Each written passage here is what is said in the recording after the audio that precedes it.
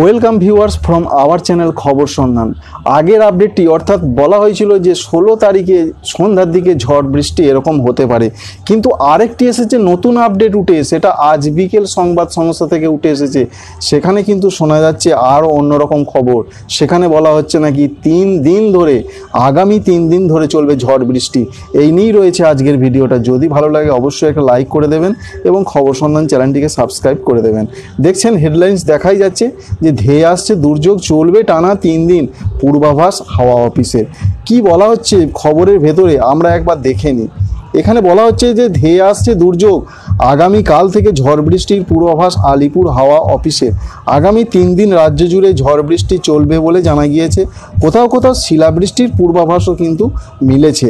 এছাড়াও জানা যাচ্ছে কাল ও পরশু কলকাতা সহ রাজ্যে বৃষ্টির পূর্বাভাস জারি করলো আলিপুর আবহাওয়া দপ্তর। 3 দিনই কলকাতা সহ দক্ষিণবঙ্গের বিভিন্ন জেলায় বিক্ষিপ্তভাবে বৃষ্টি হতে পারে, পাশাপাশি কালবৈশাখীও হতে পারে বলে পূর্বাভাসে মিলেছে। আবহাওয়া দপ্তর দিয়েছে এই পূর্বাভাস। বৃষ্টির জেরে আগামী কদিন শহরের সর্বোচ্চ তাপমাত্রা খানিকটা কমবে বলেই মনে করা হচ্ছে।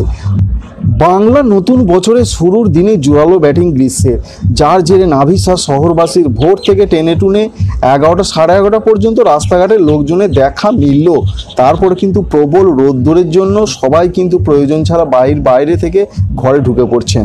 এমনকি ভোট প্রার্থীরা প্রচার সেরে তড়িঘড়ি পার্টি অফিসে ঢুকে পড়ছেন। গ্রীষ্মের ব্যাটিং থামিয়ে এবার ঝড় বৃষ্টির পূর্বাভাসে মিলতে পারে বেশ কিছুটা স্বস্তি।